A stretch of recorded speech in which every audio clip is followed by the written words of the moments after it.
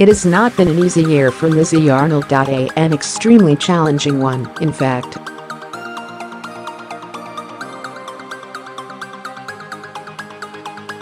Take as an example her description of a problem that has been bugging her on skeleton runs for the past few years and was diagnosed in the summer as a vestibular disorder in her inner ear.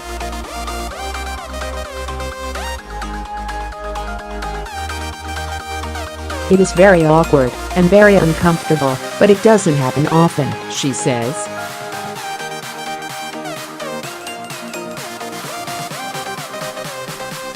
I might be traveling down a fast track like Whistler in Canada that I have gone down 6 times in a week and tens of times in my career.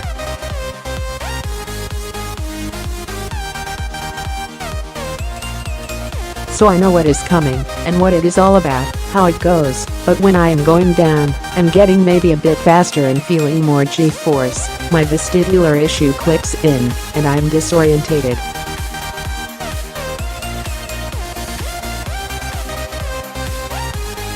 What happens is I know I am in a corner, and I know that I am traveling around, but I can't necessarily pick up exactly what is going on, or I cannot pinpoint the finer details.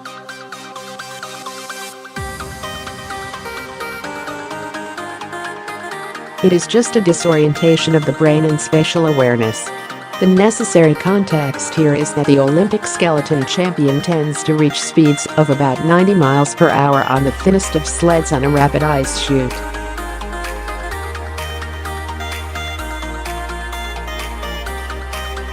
In a sport measured by the tiniest of margins and played out at the most absurd pace, the issue sounds mildly troubling at best.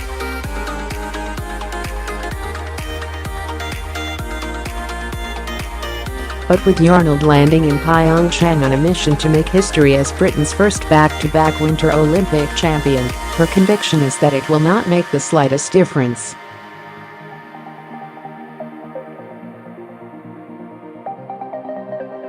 It is something I know how to deal with because the professor has told me what it is and how it will present itself and how to recover.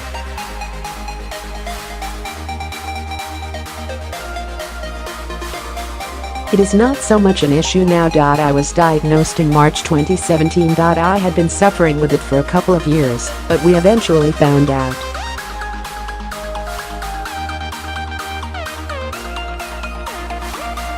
I am in a really good place. It doesn't affect me at this track in Pyeongchang.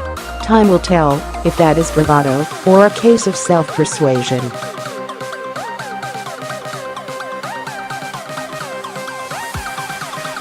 It is equally unknown whether the issue has had a major impact on her form this season, which has been a shadow of her preparations for Sochi, when she dominated the World Cup season.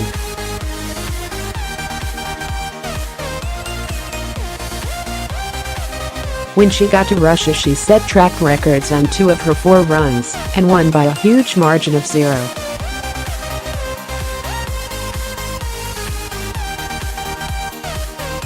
.97 seconds. This time, by contrast, it has been a slog.She. She had just one podium in the 8 races of the World Cup season, at the opener in Lake Placid, USA, before a recovery of sorts in the final event in Konigssee, Germany, in January, where she was 4th.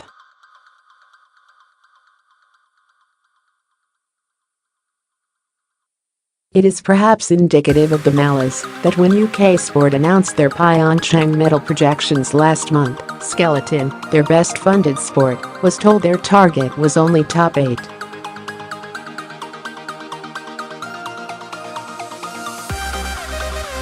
That would represent something of a soft goal for a reigning champion who believes her experience of top-level competition will put her in the mix for gold.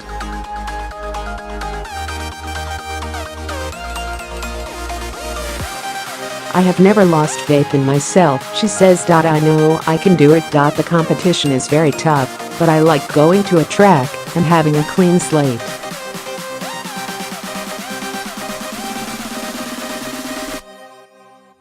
This track does suit me, and I know I can handle the expectation at home, because no one pressures me more than I pressure myself.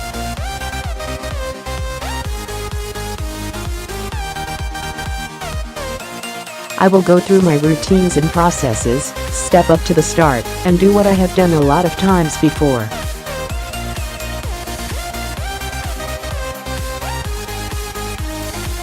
The routine is an interesting one. It is a fascinating subplot of this speed-obsessed athlete, that she is so sedate in person.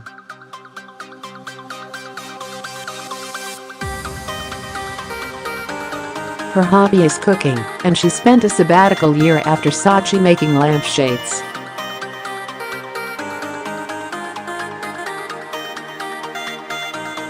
But there is a distinct moment of transformation before all her races. I have a ritual where I turn my head to the right to clip on my helmet and ask myself, do you really want to do it? If I leave, will anyone notice?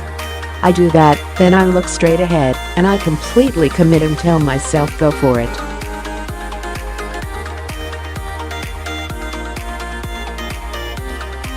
Your heart goes faster and your body actually feels ready for a fight almost. While you feel so alert, but you have to control your nerves.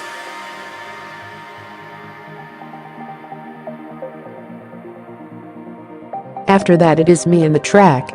It is something of an underdog status that Yarnold will take to South Korea, in addition to a new sled, the Green Machine, which has replaced the less dramatically named Mervin.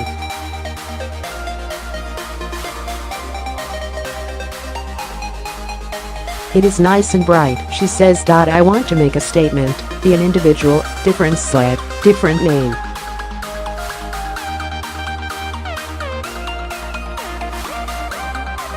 With any luck, she can overcome the challenges and get the same result. When Hirscher broke his ankle in a training accident back in August, his rivals thought they might have a chance to beat him for a change.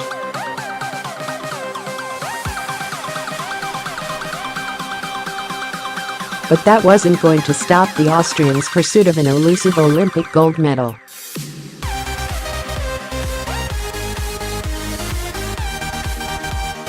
Hirscher has won the World Cup for 6 consecutive years and has 6 World Championship medals in his collection.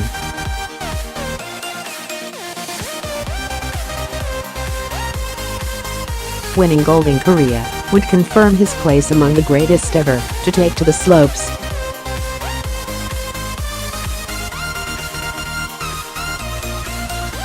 Von shot to prominence by taking downhill gold in 2010, but injuries wrecked her dreams of competing in Sochi and have disrupted her stellar career ever since.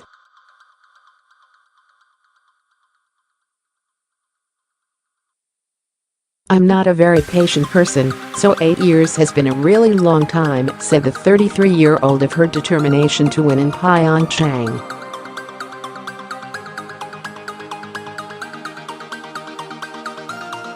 With her advertising campaigns and massive social media followings, Von is by far the most well-known skier on the planet, literally a poster girl for the sport.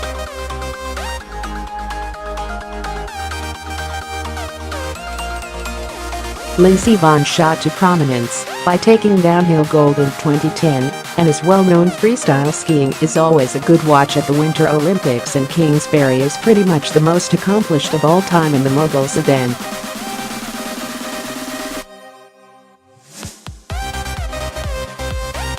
The Canadian has 47 World Cup victories on his CV and has been the overall champion for the last 6 years.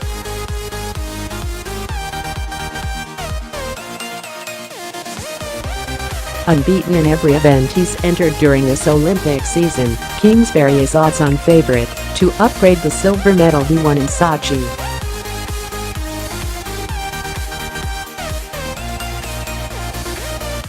Such was White's promise on the snowboard. He received his first sponsorship at the age of 7.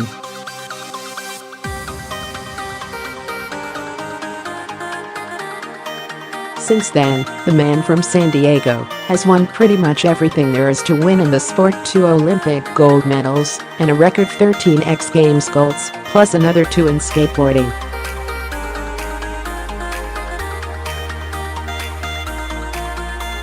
His hopes of an Olympic hat trick were almost dashed in October when he needed surgery and 62 stitches after face-planting the rim of a 22-foot superpipe while training in New Zealand.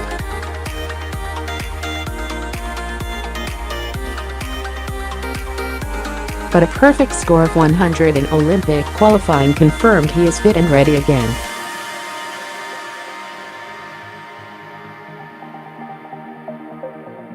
Nordic combined features cross-country skiing and ski jumping, and there aren't many superior in both these challenging disciplines than Frenzel.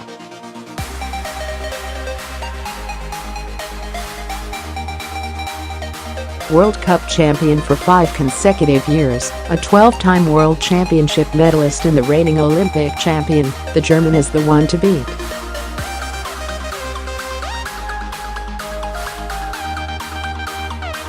Frenzel's father started him skiing age 2 and introduced him to the ski jumps aged 6, so you could say this has been a lifetime's journey.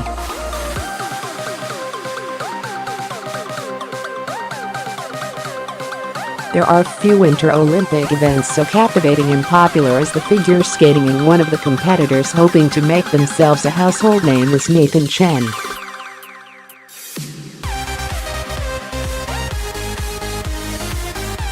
The 18-year-old underlined his promise by finishing 40 points ahead of his nearest rival at the U.S. Olympic trials, and Chen was the first skater to land 5 quadruple jumps in a routine.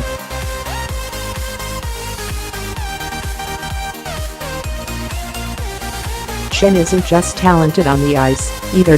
He plays piano, violin, and guitar and has told Team USA he wants to go to medical school after the Olympics.